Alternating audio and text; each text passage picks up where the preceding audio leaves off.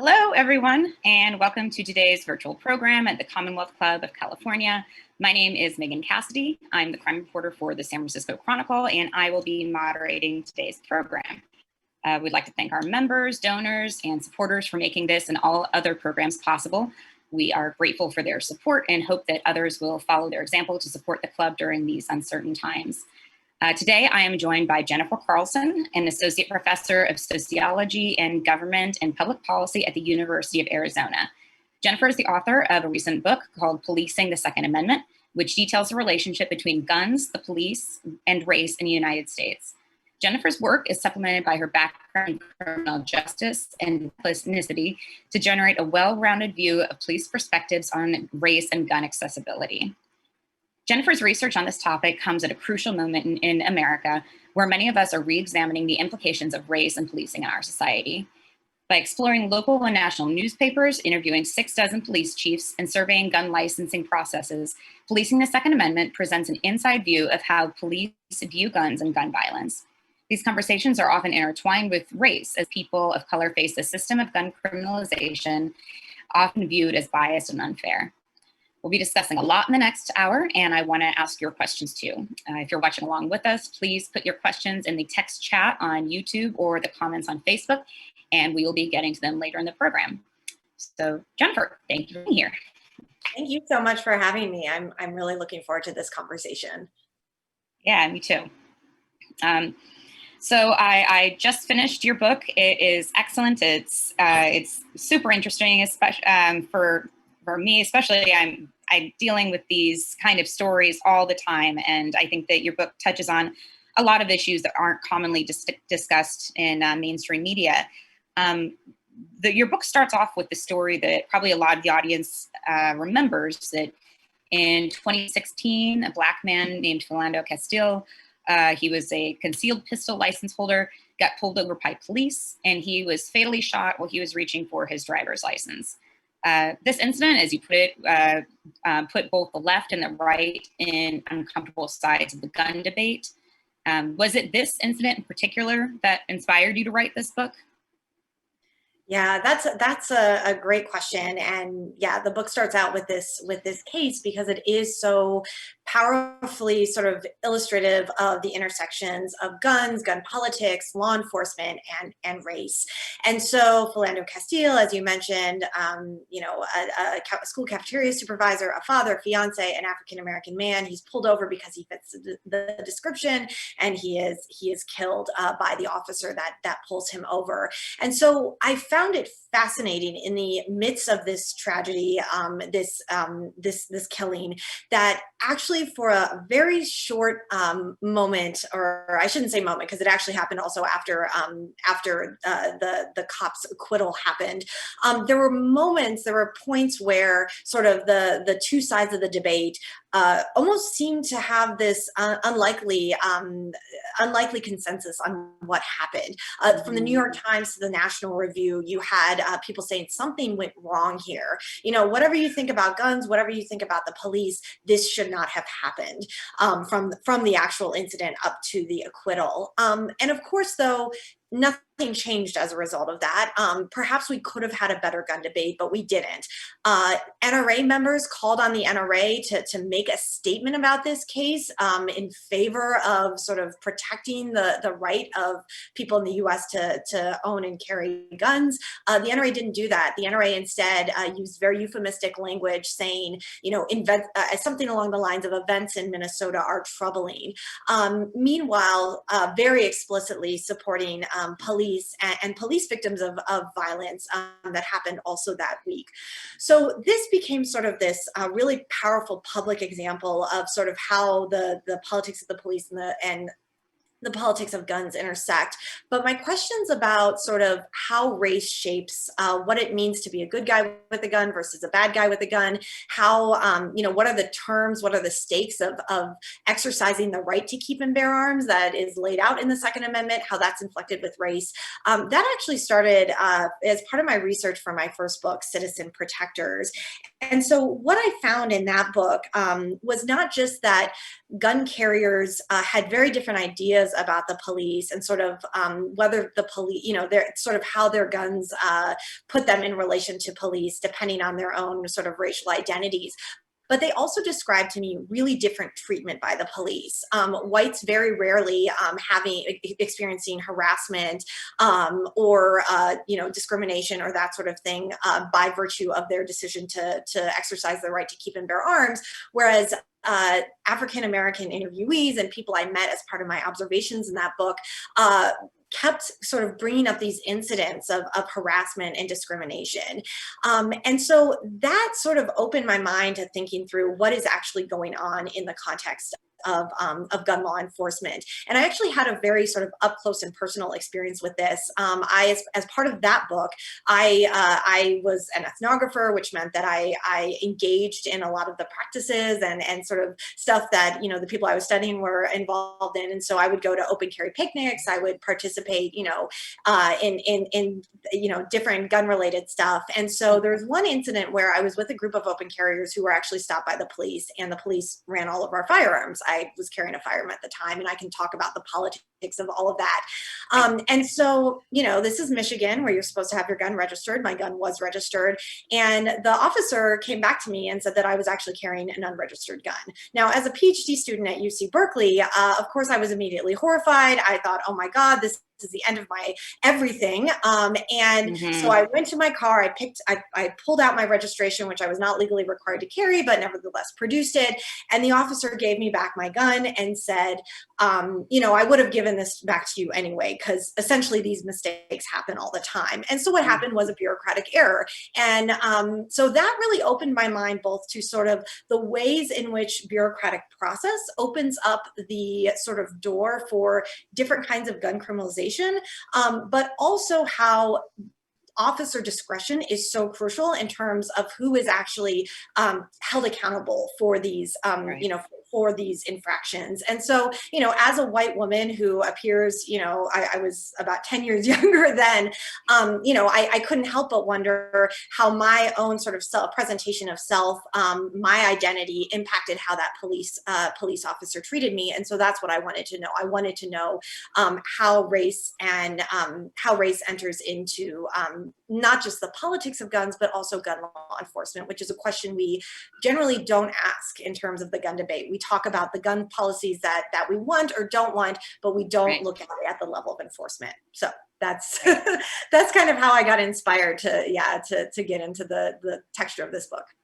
Yeah, no, it's a fascinating topic. And one thing that I really liked is that you argue that there are more useful ways to frame gun debates than using usual terms like gun control and gun rights.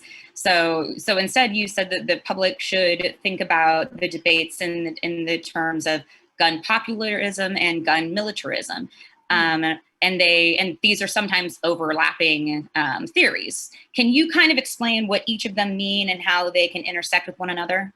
For sure. Yeah. So one of the things that has sort of troubled me and frustrated me often in conversations about gun politics, gun laws, is this line that we often hear in the United States, which is that we don't have gun control. And most certainly when we compare the United States and the apparatus of gun regulations to Canada, to the UK, to Australia, to New Zealand now, we don't have gun restrictions and regulations like those countries do. We don't have an all-out ban, for example, on assault-style weapons. But what we do have is a very American style of gun control, or at least that's what I would argue, that we have gun criminalization. We have a set of laws, not unlike drug laws, that use guns as sort of a vehicle of criminalization, often resulting in major racial disparities in terms of enforcement. And so sort of coming at that insight and sort of trying to make sense of how we could reconstruct the gun debate from that starting point, that actually we do have gun regulations, but they're not the kinds of gun regulations that we might imagine when we think through the common terms of the gun debate, led me to think through these kind of two axes along which police, but actually also the general public and both sides of the debate sort of talk through gun laws and politics and policies.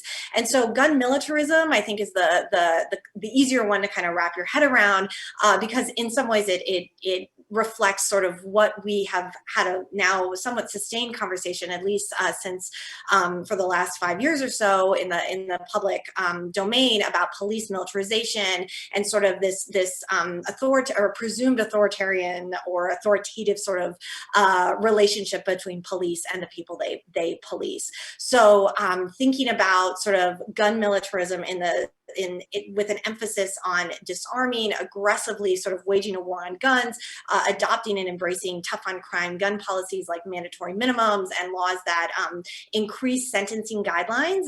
For example, if a crime is committed in the presence of a gun, even if that crime has absolutely nothing to do or even involves that gun, the gun is merely there. There are laws on the books, such as the use a gun in your gun law in California, that actually increase the amount of time served for that crime. And so, this is kind of motivated by this very racialized imaginary of who is a bad guy with a gun. Gangbangers, drug dealers, that's those sort of racist tropes of urban criminality that stipulate boys and men of color as criminal. That's kind of embedded in the gun militarism framework.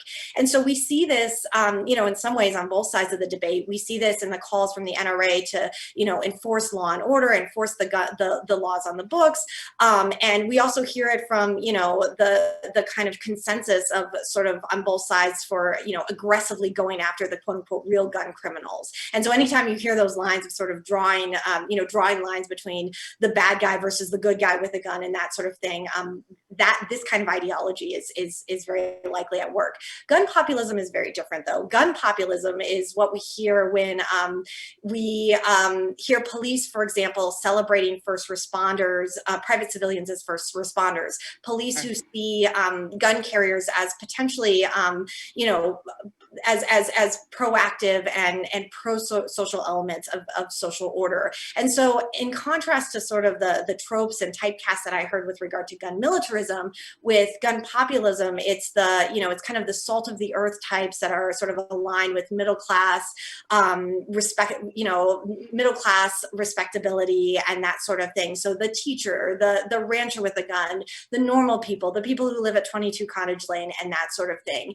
And so, if you view sort of the gun debate from these ideologies or these kinds of ways of talking about guns, I call them different dueling gun talks in the book, you actually see that the gun debate is, first of all, it doesn't line up quite in the same way, and you see sort of the same sort of racial ways of thinking through who's a good guy and who's a bad guy with a gun on in various somewhat surprising corners of the gun debate. Okay. And in your book, you talk about all of the links between gun politics and police politics, and it's something I guess I'd never really effectively connected so directly as you did. But can you kind of walk briefly through the history of this with the NRA's role in courting the police and getting each other on the same side? Yeah, so I think it's helpful for the audience to vet some statistics just on public opinion or opinion among the police, which is that police, even though we can imagine, a kind of argument for why police might prefer fewer guns in circulation, based on the public opinion data or the police opinion data that's available, police not only support gun rights over gun control, but they do so in far greater numbers than the general public. And so this is actually, sort of a century-long, a development century-long in the making with regard to how police have become sort of aligned with gun politics. And one of the really fascinating, maybe the most surprising things that I learned as part of my research for the book was how much the National Rifle Association has worked to cultivate ties with police and police unions and police organizations. So as early as 1916, the National Rifle Association actually called for police to qualify with their firearms, to get regular standardized training. And so we talk about this, this idea of police qualification on firearms all the time. And that's an idea that actually, over 100 years ago, the NRA really pushed. The NRA, advocated advocated for police to be armed in a standard way. So a lot of people may not realize that not only are the police a relatively young institution in that they didn't exist really in the United States before the 1850s, but this idea that police would have standard issued weaponry, that is also rather new and didn't really come into fruition until the early part of the 20th century. And so throughout the 20th century, you actually see the NRA sort of working with cultivating ties with police, creating competitions, training opportunities. Right now, if you look at what the NRA does to cultivate ties with the police, there are scholarships, awards, there's grants actually that the NRA gives to individual police departments for weapons and training support. There's print media that's directed at law enforcement. And so there's a great deal that the NRA has done to actually cultivate the police as allies in the gun debate. And you talked about how there is kind of this divide among police chiefs. I know you said that a lot of police officers more so support this gun populism theory or arming everybody. But I guess, can you explain like why the latter has become so much more dominant? I mean, I guess I would think that more police would, in effect, want more guns off the street. Is there just this implicit trust in police and the people? Because that seems surprising to me. Yeah. So I think what I really try to do in the book is sort of emphasize that what police think about guns and how they understand guns and gun policy, it's rooted in a lot of different things. It's rooted in their firsthand experiences of gun violence, what kind of gun violence that they experience in their communities, the kinds of news and bulletins that they receive as part of being police chiefs. But it's also based on sort of these broader ideologies of crime in the United States. And so when we think about gun violence and sort of what are the big when you say those words, what are the images that pop into your mind? There's kind of, I realized as I was interviewing police, there's a pretty big divide in terms of where their minds go in terms of when you say the words gun violence. So is it sort of urban crime, gang violence, drug-related violence, and that sort of set of things, or is it mass shootings? Is it mass shootings happening in suburban and rural areas, in schools, and that sort of thing? And so it isn't the case that police either were kind of adherents to gun militarism versus gun populism, but that their ways of thinking about what's an appropriate way of dealing with gun violence differed based on sort of the kind of gun violence that they were imagining as problematic and front and center to them. And so even as I was interviewing them, they kind of slipped between these two different ways of thinking about gun violence. And so in terms of so I just want to make it clear that I don't think police want everybody to be armed. They certainly are in favor of some sort of background check or vetting system. I think that was definitely something that came up over and over. But still, this idea, I think what's really profound is this idea that at least some segment of the population is not to have them armed is not problematic to the police. So where does that come from? Why does that happen? And how is that something new? So obviously I didn't do longitudinal interviews. I wish I could. But from my conversations with police, what it seems like has been a key turning point has been the emergence of sort of the era of mass shootings. So I interviewed one chief who was actually in Colorado. He wasn't a responding officer, but he was in Colorado when the Columbine massacre happened in 1999. And for him, it was devastating to hear him talk about how, he felt like that law enforcement as a community felt that they failed those kids because of the way that they followed protocols with regard to basically contain and wait strategies. So contain the area, wait for SWAT to arrive. After Columbine, there was a massive shift in police strategies for responding to mass shootings.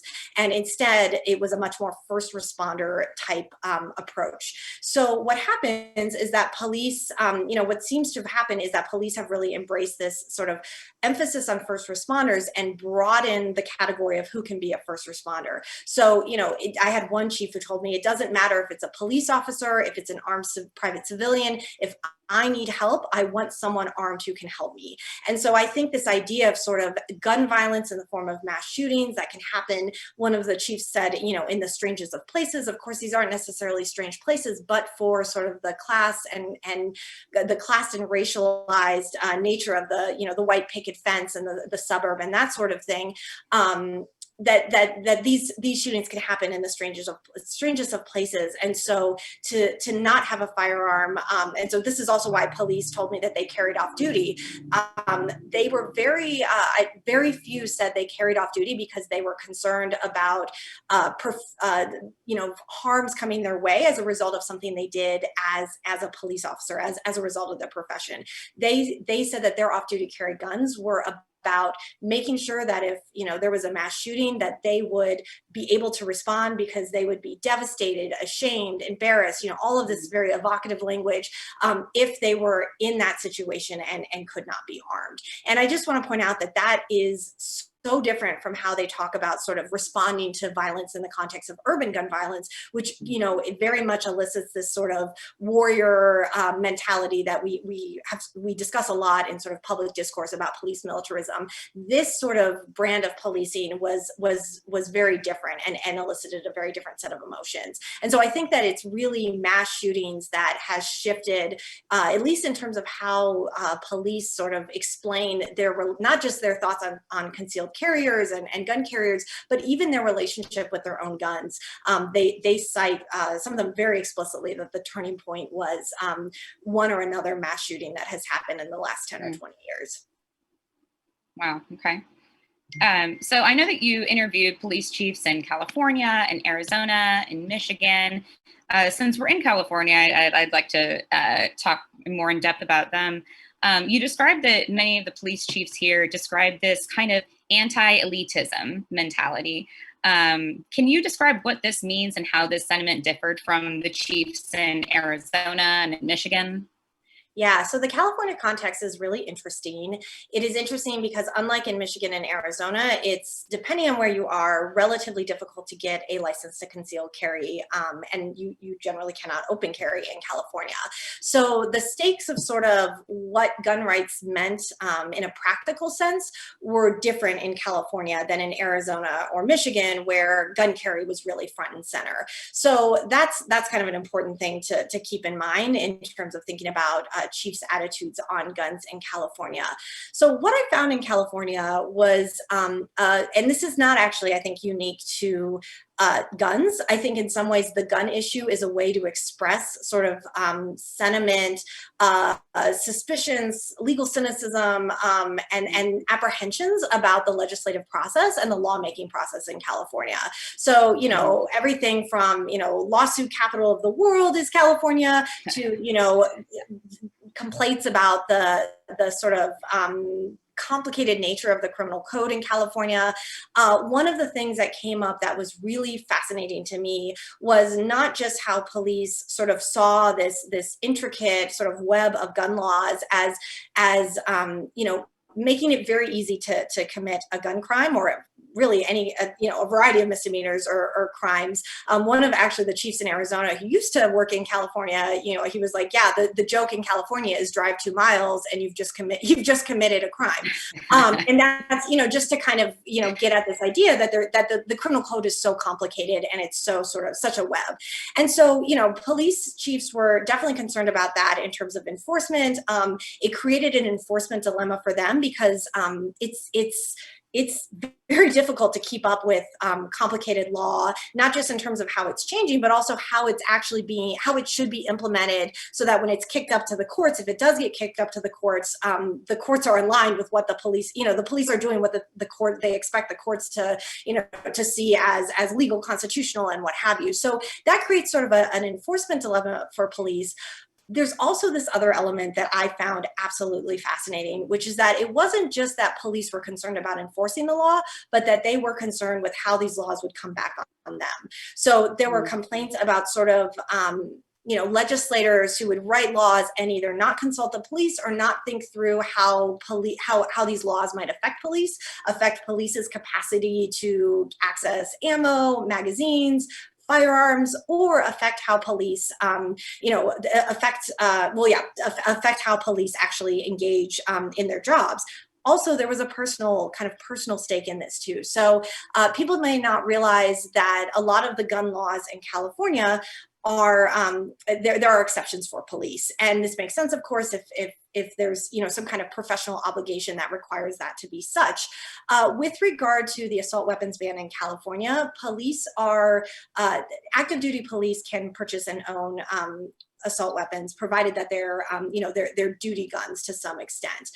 What happens though is that police departments may not have the funds, for example, to purchase these guns. So police will use their personal funds to purchase these guns. And once they retire, they are required to relinquish those firearms somehow, either by just turning them in or getting reimbursed. A lot of agencies may not be able to necessarily reimburse. And so it actually creates this sort of incentive, or I shouldn't say incentive, it creates this sort of catch-22 where police actually end up coming out of this much more cynical about gun laws and sort of how gun laws affect them than they may otherwise do. So there's the irony that the very set of laws that are kind of put, for example, California on the map as a gun restrictive place are actually in some ways cultivating pro-gun sentiment among police by virtue of the way that the law is written. Right. And some of the, or a lot of the retired California cops are moving to Arizona, from what you said. Yeah, well, that was actually something really fascinating, is that I kept finding myself interviewing who were former California cops who were now police chiefs in Arizona. Yeah. That's funny, yeah. So shifting gears a little bit, you got a really rare peek inside gun boards in Michigan, I believe it was, where largely current or former law enforcement officers would decide whether to issue or deny or revoke gun licenses. Can you talk about what you learned by watching these? Yeah, this was just an eye-popping part of my research. So these gun boards are basically places where people who apply for or have a license to carry concealed are called to the gun board if either something is flagged on their applications for that gun license, or somehow they're flagged for having done something to raise the concerns of the gun board. And so this can be everything from a sodomy arrest from the 1950s, an unpaid parking ticket from 5 years ago. It can be a current arrest. It can be simply a police referral that the police maybe didn't make an arrest, but nevertheless referred someone to gun board for review. So really sort of a broad net of things that can bring someone to a gun board. And the surprise, so already we know, in terms of the criminal justice system and who's most likely to have contact with the criminal justice system, we know that there's a racial disparity there. In terms of who populates criminal justice records. Actually, whites are more likely to have contact with police because they're more likely to call the police to initiate that conversation, or that contact. But when it comes to criminal records and having a criminal record, having a felony record, people of color are vastly overrepresented. And so, and this is not just people who, by the way, are convicted of a crime, but people who simply have police contact, right? And so I want to make it really clear that this is not an indication of criminality. This is an indication of interaction with the criminal justice system, which is, a totally different topic that we could spend a lot of time talking about. And so what I saw on these gun boards was really a perversion of what I think a lot of people think gun licensing is. So, we have this sort of line that it's concealed carry outside of places like California and New York, places like Arizona, if you apply for a license here, or Michigan, places with what's called shall issue legislation, that it's non-discretionary, and basically if you fulfill the criteria, you get the license. And it's a straightforward process, and it's seen as a good thing for gun rights, right? It's an expansion of gun rights. And what I found was that there is a lot of discretion in terms of how what seem to be clear-cut bureaucratic sort of statutory requirements are actually used in ways to not necessarily deny people a gun license, but to create the concealed carry licensing process as a way to discipline people about proper public or private behavior. And so what I found in these licensing boards was that African American and white claimants who are called to these boards were treated very, very differently. They came for different reasons. African Americans were much more likely to have old criminal records be the reason, older than a certain number of years be the reason that they're called to the board. But even among comparable cases, for example, someone called for domestic violence, someone called for not disclosing concealed pistol licensing status to a police officer, which you're required to do if you're stopped in Michigan. African-American claimants would be lectured on how to interact with the police. They would be told, basically, you need to, in so many words, you need to understand that you're going to look like a threat with a gun to a police officer, and you need to put that officer at ease. White claimants were not given that same lesson, we could call it. Same with domestic violence. I saw African-American claimants, and I say take the stand. They stood at a podium, even though it was not actually a trial, it was an administrative process. They had their partners called for questioning at the podium as well. Whites did not experience this level of scrutiny. And so it was this really kind of powerful forum to see, we can think about sort of how race and racial, things operate at very, very different levels. And so what I saw was that the gun itself, the gun license itself, was actually being used as a tool. In the book, I talk about it in terms of racial disciplining and a way to sort of discipline, particularly men of color, in terms of the appropriate behaviors that are the conditions of their gun licenses. So you and I were talking earlier about some of the more recent issues that could affect gun ownership, gun violence in the U.S. You said that you had spoken to a lot of gun sellers during the pandemic, and they've experienced a huge surge. Can you kind of talk about what the pandemic has been like for them and kind of the reasons behind the spikes in gun sales? Yeah, this has been really fascinating to talk to gun sellers. So I talked to over 50 gun sellers in Michigan, California, Arizona, and Florida to try and get a handle of what they're experiencing with this massive surge. And it's unprecedented in terms of the number of guns that are being sold. And of course, we use the NICS background check system as a proxy for the number of guns sold, but the number of background checks that have been happening on a monthly basis have just kind of blown previous records out of the water. And so, it's a big question to sort of unravel. It seems like there's at least 3 different distinct surges in terms of gun purchasing. One sort of in response to coronavirus and the sense of sort of social insecurity that sort of elicits, seeing toilet paper out at the supermarket, not knowing what this pandemic is or what is sort of the consequences of what how governments will respond, what are the what is are we going to have lockdowns, how prolonged are they going to be, how protracted is this all going to be as we try and figure out what's going on. Then in June, with the murder of George Floyd, there seemed to be another wave of people who were purchasing because of very specific fears about civil unrest amid the protests and all of that. And now it seems like there's, kind of underlying all of this, but becoming a bit louder, is concerns about the election, both in terms of, and we saw this last night in terms of the debate, the sort of growing sense that there's going to be violence related to the election, either running up to it or in the aftermath of it, as well as sort of the usual election concerns that that someone who is someone who is not favorable to gun rights could be elected and pass laws, and so you should get it while you can. But yeah, it's been really interesting because unlike the gun carriers that I interviewed in 2010, there seems to be a much a much stronger consensus about the possibility of violence. And that's not to say that gun sellers are endorsing this or celebrating this. Many of them are kind of scratching their heads and saying this is not the time to, move from, the ballot box to the box of ammo. But this kind of sense that a lot of people are believing that it's inevitable, even if it isn't necessarily inevitable, is definitely something that has been striking in terms of these interviews. Right.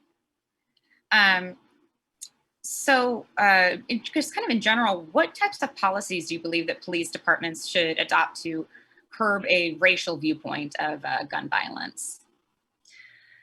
Yeah, that's a huge question. And I think that there is a lot of, wow, that's a very, that's a very hard question to answer. And the reason that it's so hard is that a lot of the, one of the go-to kind of ways of, especially under President Obama, of sort of dealing with racial disparities in police violence, the killing of people of color, particularly African Americans and Native peoples, has been to sort of introduce these implicit bias trainings. So this idea that you get people to sort of reflect and think about their implicit biases, recognize implicit bias, and they will react differently with regard to encounters that they may have in the course of policing.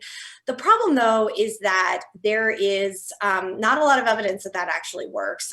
There's even evidence that implicit bias training can deepen stereotypes. And really? So this is, so I think that, so there's that. Then there's, sort of the calls for creating a new, paradigm of policing, or not necessarily creating, but sort of, supporting the prevalence of a new kind of policing, such as guardian policing. So replace the warrior with the guardian. And, my apprehension with that is that we've kind of already done this. We did this in the 1990s in the aftermath of the brutal beating of Rodney King. Part of the Clinton crime bill that included the assault weapons ban at the federal level also included a whole lot of money to public law enforcement in the hopes that they would expand community policing as part of what they do. And so community policing has long been sort of this celebrated way of kind of squaring the circle with regard to police community relations, racism in policing, racial disparities in policing outcomes, and all of this. And that a lot of that money actually ended up moving toward supporting police militarization. So, whether training, military equipment, or what have you. And so I think that I think that to say that, adopting policies, it's really hard to think through just because we have so many examples of policy failure. I think that recruitment is a huge piece of the puzzle. I think that thinking about what we as the public ask police to do is a huge piece of the puzzle. And I think thinking through sort of, this is not just the stuff that we're seeing with public law enforcement that has been, kind of capturing headlines in the news and, over the last several years.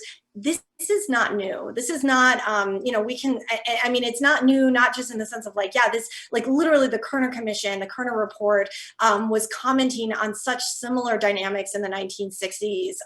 And even that is not new. We can look back to what happened under Prohibition. We can look back to, all the way to really early forms of policing before public law enforcement, when you essentially had whites deputized to stop any person who appeared to be of African descent and detain them, abuse them, physically harass them, physically assault them violently.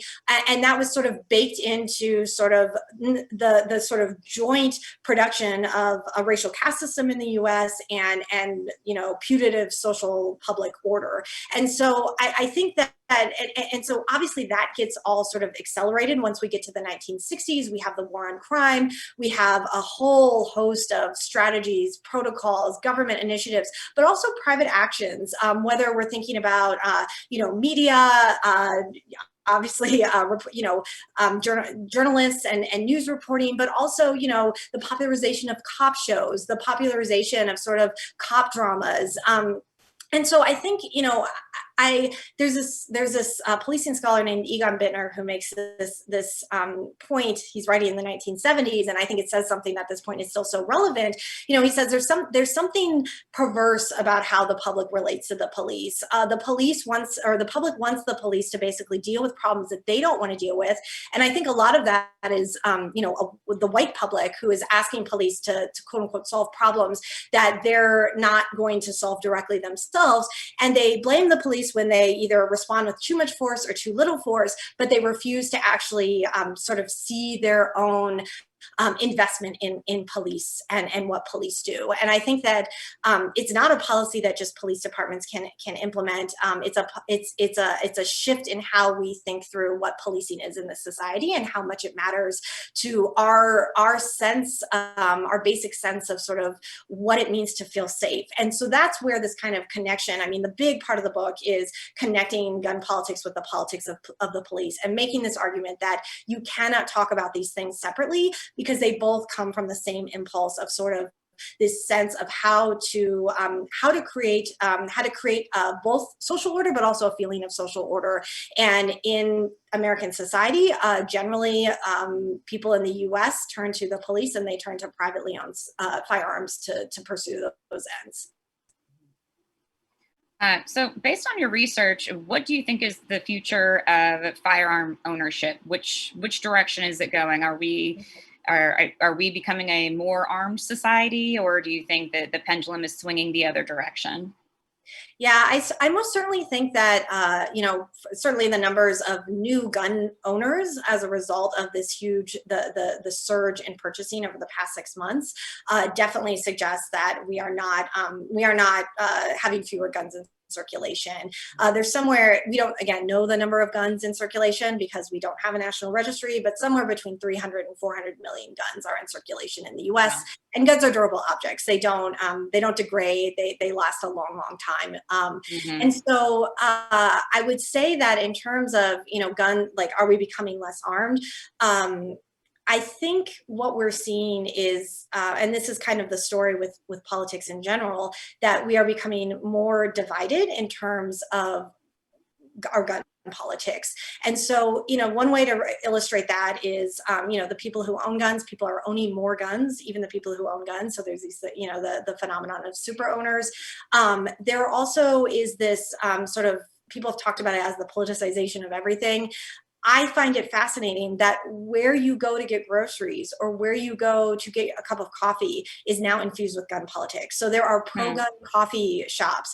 There are coffee shops, Starbucks was made a couple years back, basically made a statement that they're not going to allow guns in their stores. That was sort of a moment of sort of before they were kind of embraced by the gun rights community. And at that point, they were obviously not embraced. And so it's not just sort of, whether we own guns or not, it's how gun politics are actually being refracted into all these different spaces, not just other political issues, which we see that, in terms of these different issues being connected that maybe weren't as tightly connected before, but also in terms of just like what we do as just as people beyond sort of the politics. Now we can't escape the politics. And so this is why, I obviously write, I research, I also teach. And, this is why, to plug the university, I find it so crucial to be able to talk to students at the University of Arizona, undergrads who actually have a wide array of views on guns, which I love. I love having a class that has many different viewpoints and actually getting them to talk to each other and have a conversation where they can actually talk to each other and recognize and hold space for one another's views. And I think that's where I see sort of this deepening in terms of gun politics. Not that we're going to become more and more divided. Yeah. And so, how many years did you say that you researched for this book? I started interviewing in 2014. So I did my interviews in 2014 to 2017. Okay. So did you, I know you're dealing with so many serious topics, but was there any, I guess, favorite part of the research, anything that just surprised you so much? I mean, I was grateful for police being willing to talk to me and for being really candid about, especially in California, I think that there's a lot of political pressure all over the place, particularly in California. And I really appreciated the willingness of police to talk to me, the willingness of police to be really frank about their thoughts and experiences with guns, gun politics, gun violence. I could not have done this book without them. So yeah, I mean, I think this is why I love qualitative work, and I'm sure as a reporter you also experience this as well. I feel really lucky that I get to talk to people across the political spectrum, and get to sort of see things through their eyes, to try and make sense of this crazy world we're in. It's a privilege to do that. Yeah. Well, and it seems like with your work, you were able to get a lot of really unvarnished points of view that somebody like me can't get, because I get the political statements all the time. But from the interviews I've seen, it looks like the police chiefs were very candid with you. Yeah. So I think that there were a few things going on. I actually started this research when I was at the University of Toronto. I have U.S. citizenship. I'm not Canadian, but I started my academic career at the University of Toronto. And there's different politics with kind of getting research approved at different universities. And so for whatever reason, the University of Toronto was very adamant that I go out of my way to sort of protect the anonymity of police and ensure that there's nothing that could trace them back to having participated in this research. Mm-hmm. So, not recording, but also not taking signatures. So there's literally, it's a very, it was a process that really protected the confidentiality and anonymity of the interviewees. And so I think that was, I think that actually University of Toronto did me a huge favor, because I know that a lot of police chiefs would have kind of questioned whether they wanted to be a part of a research project if they were going to be recorded or that sort of thing. Right. And so yeah, I think that was really powerful. But I also think that I think that sometimes the issue with getting people to be honest and getting people to sort of be frank and really get into the sort of the way they think about these issues, a lot of it just has to do with sort of not just asking the right questions, but asking the questions that they've been kind of, mulling over, but that no one's asked them. And so I think that for some of them, at least, it was an opportunity to talk about something that they actually don't have a chance to talk about in a sort of extended way beyond the sound bites that they're expected to provide to the news and to the public and that sort of thing. So I was super grateful that they were willing to take me up on that. Right. Do you have, I know you're just finishing this up, but do you have any, the next project in mind where you're going to focus on? Yeah. So I'm actually starting to think through what a book about 2020 will look like with these new interviews with gun sellers. Of course, that's really difficult because the story of 2020 has not been written yet. And so, it's been helpful to sort of think through political dynamics that I think many of us, if not all of us, are kind of just at a loss for. But I think that it's been also helpful to have that space to do that, or to focus on that. But yeah, that's the next project is thinking about gun sales, gun politics, gun markets at the edge of democracy. Yeah. Well, it looks like we're about 20 minutes left right now, so I'm going to switch over to some of the audience questions. Let's see, let me go up. We have quite a few. Let's see. All right. The first question is, would stripping police of their handguns help? And if so, how? Yeah, this is a really interesting question.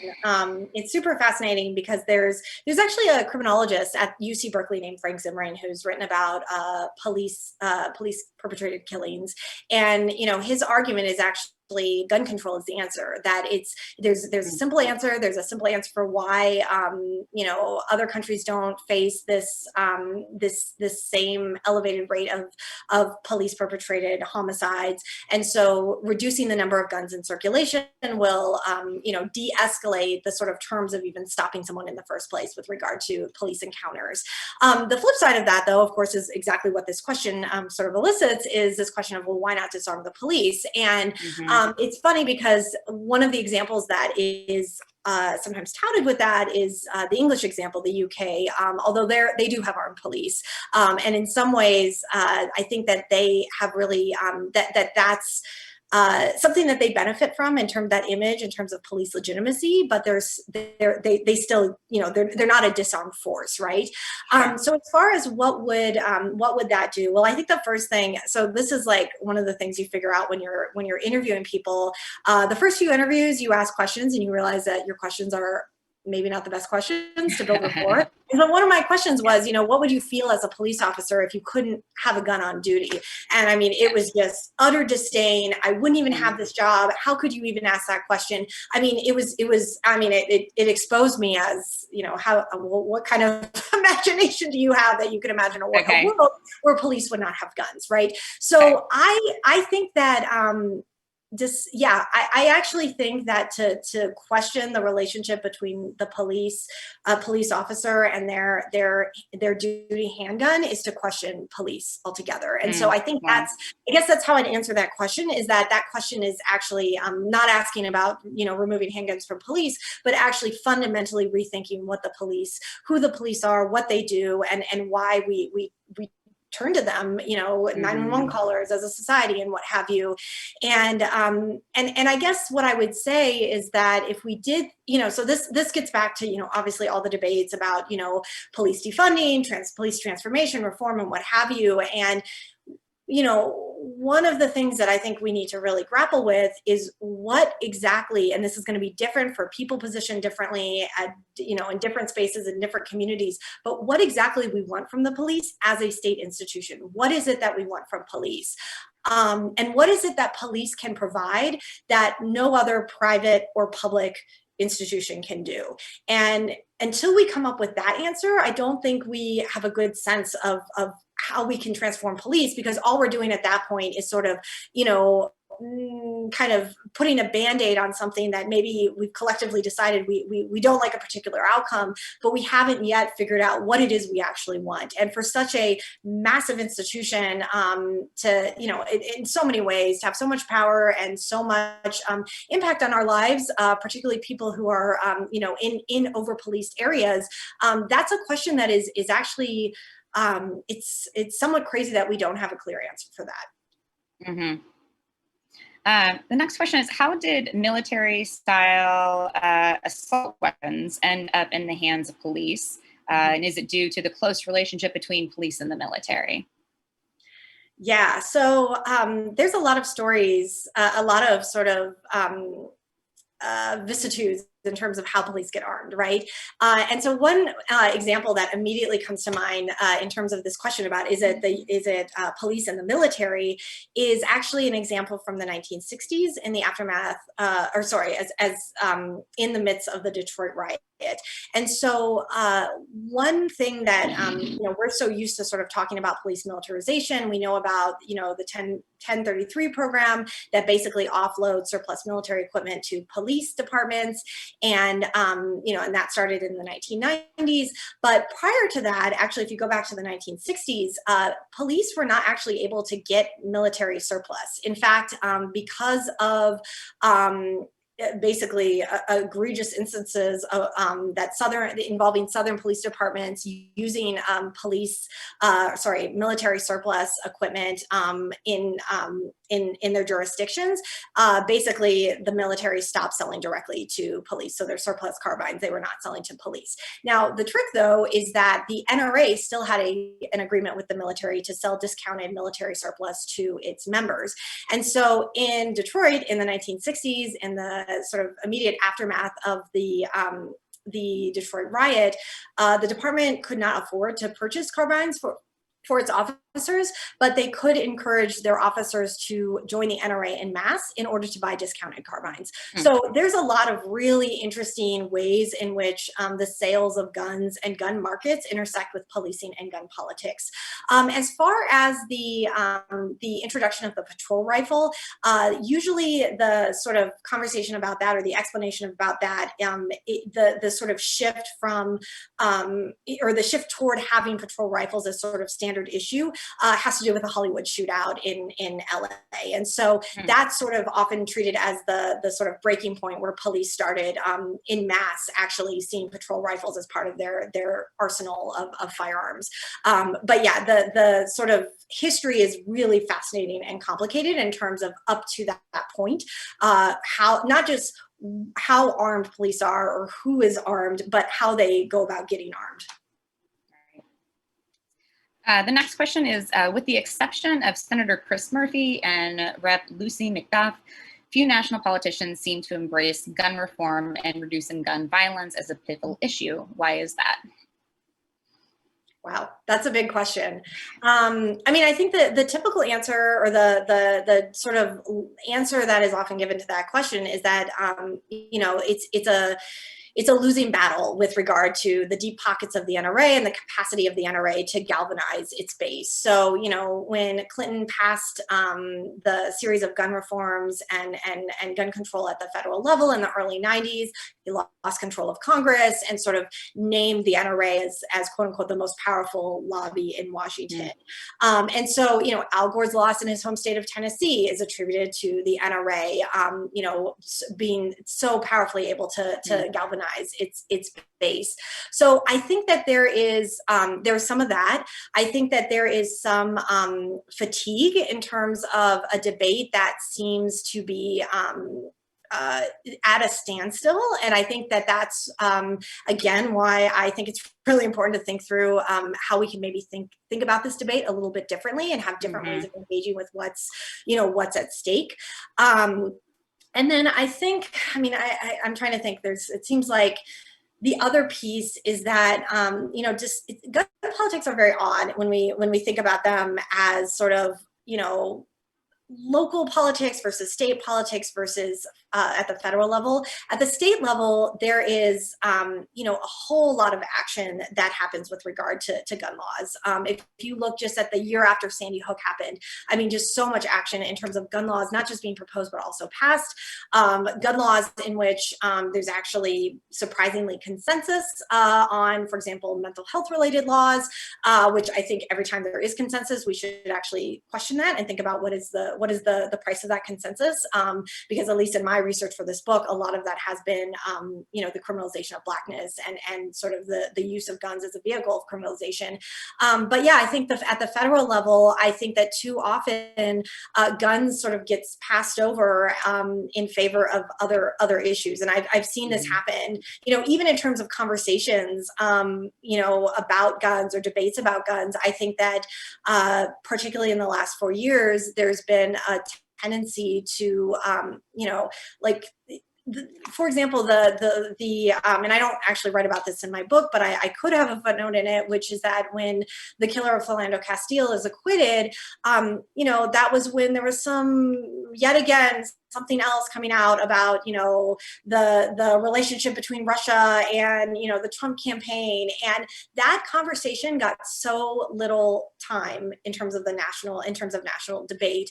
And it almost seemed like police shootings of people of color stopped when Trump was elected, if all you were doing was watching the news, because suddenly we didn't, and I guess the public discourse didn't have the bandwidth to also talk about that. Now, obviously that's erupted back into the sort of public discussion, but I think, yeah, I think that there is a way in which gun politics and also the politics of the police get sidelined at the federal level, and yeah, so but I would say if you want to look for the action is happening at the state level. Okay. Next question is, what did you discover, I guess if you research this, about the police enforcement of red flag laws?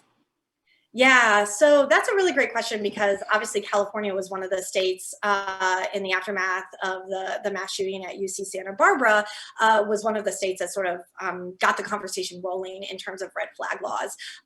So I to be perfectly frank, police did not, that was not the focus sort of police concerns about gun policy and gun violence. That being said, though, I think that police had sort of a expectedly cynical attitude about even, you know, we could also include personal protection orders, which also oftentimes include a gun ban on them. So different kinds of emergency orders. And so on the one hand, I think police were, you know, they saw it as a tool, but they didn't see it as sort of the be all end all that would, you know, prevent a situation from happening.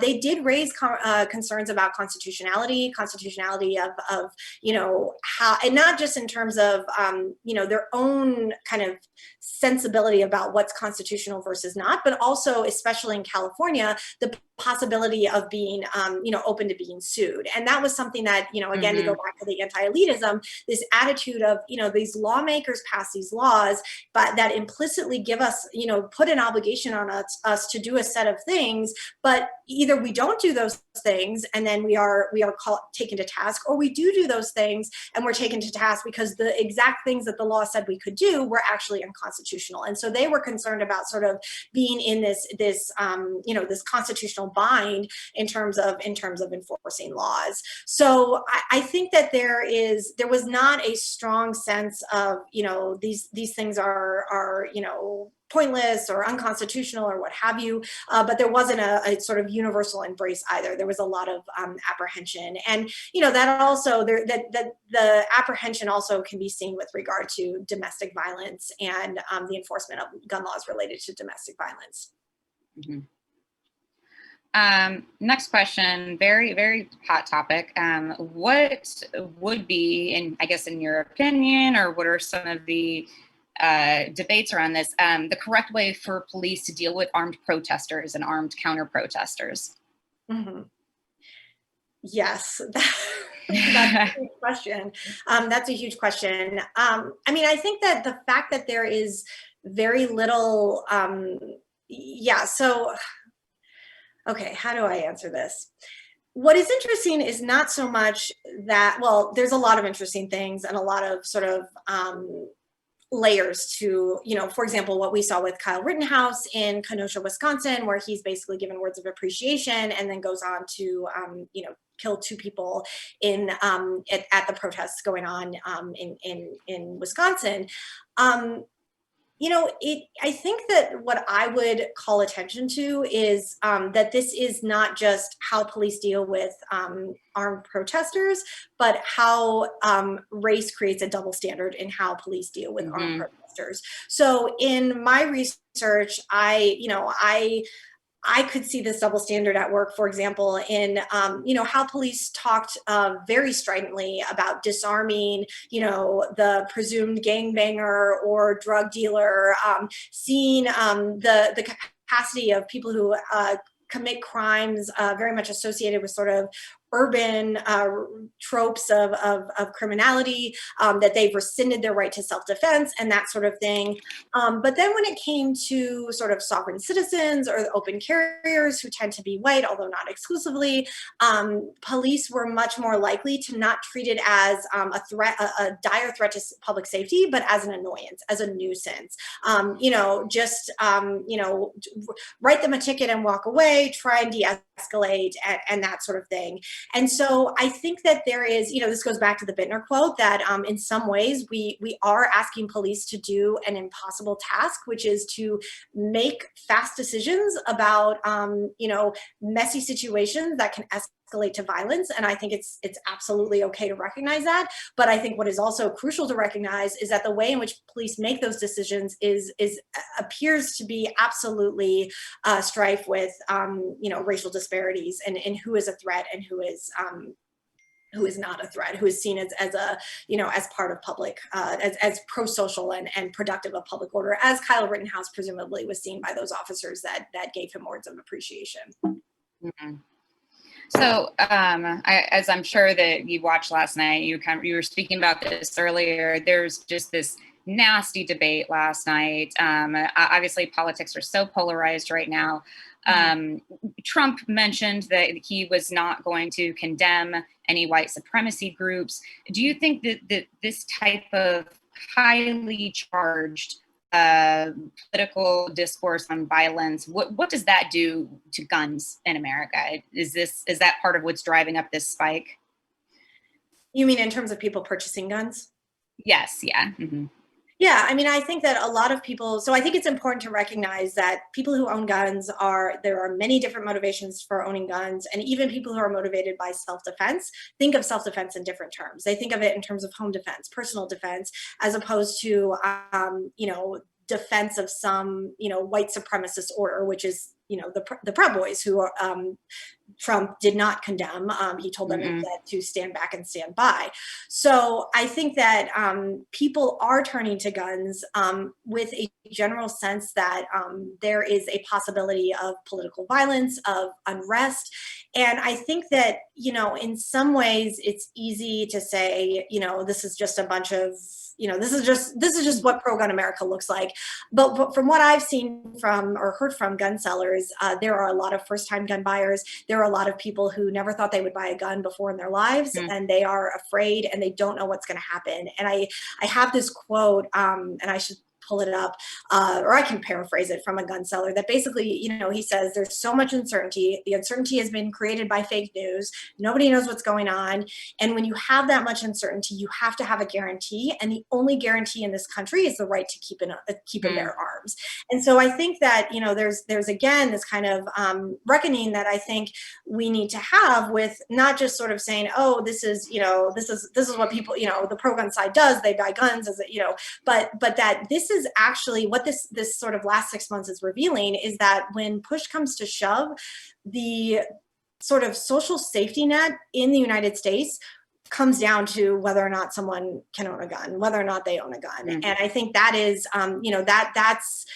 that's the form of social welfare that we have in this country. And I think really wrapping our heads around that does not just kind of help us understand why guns suddenly, gun purchases suddenly surge, but also helps us understand the embeddedness of guns in everyday life as tools of security and safety for people in the US. If you look at the numbers, there's been polls that ask people, do you feel, is a home with a gun safer than a home without a gun?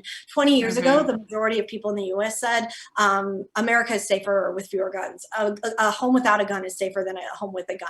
Those numbers have completely flipped. And now a majority of people say a home with a gun is safer. More guns make America more safe.